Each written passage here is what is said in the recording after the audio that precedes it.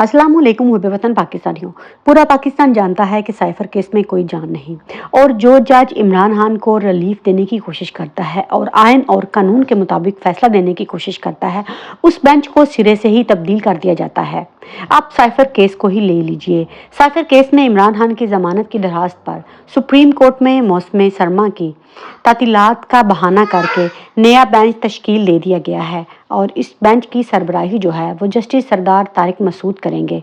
इस बेंच में जस्टिस मंसूर अली शाह और अतर मनीला जो हैं वो इस बेंच का हिस्सा होंगे। इससे कबल जो है वो जस्टिस याहिया अफरीदी और जस्टिस आयशा मलिक जो हैं वो इस बेंच का हिस्सा थी। आखिर क्या वजह है कि जस्टिस याहिया अफरीदी और जस्टिस आयशा मलिक जो हैं उनको इस बेंच से अलग कर दिया गया है? तो मैं आपको बताती हूँ कि इन लोगों को खौफ था कि ये दोनों जजेस जो हैं ये आइन और कानून के मुताबिक फैसला देंगे और फैसला जो है वो 1-2 से इनके खिलाफ होगा।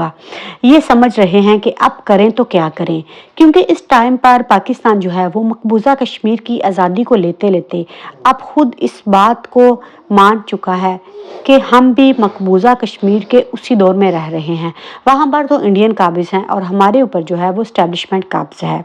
पाकिस्तानियों ने फ़लस्तीन की आज़ादी का मुतालबा करने वाले मुल्क में ही कैदोबंद की सोहबतें बर्दाश्त कर रहे हैं।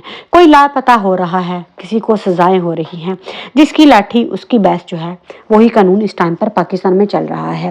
दूसरी तरफ आज जमानत जो है वो 2-1 के तनासब से रिजेक्ट होगी, क्योंकि गुलाम तारिक और गुलाम मंसूर कंपनी के ही बंदे हैं। जस्टिस आयशा और जस्टिस आफरीदी को इसीलिए साइडलाइन कर लिया गया, वरना जमानतें 3-2 के तनासब से मंजूर हो जानी थी।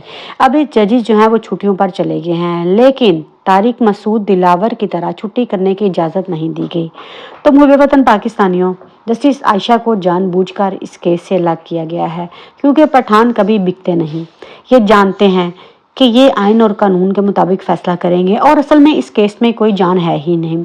और दूसरी तरफ आज साइफर केस के इन कैमरा ट्रायल का फैसला जो है वो बरकरार क्यों नहीं रह सकेगा, मैं आपके साथ चंद ऐसे हकायक शेयर करना चाहूँगी।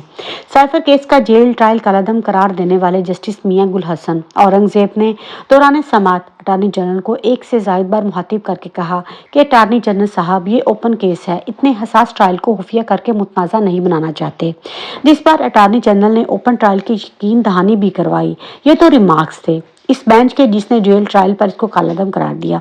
अब मैं आपको बताती हूँ कि चीफ जस्टिस आमिर फारूक का फैसला भी मुलाहजा कर लीजिए। उन्होंने लिखा था कि मैं दोबारा दोहरा रहा हूँ, साइफर केस का जेल ट्रायल किसी तौर पर भी इन कैमरा नहीं बल्कि ओपन ट्रायल है।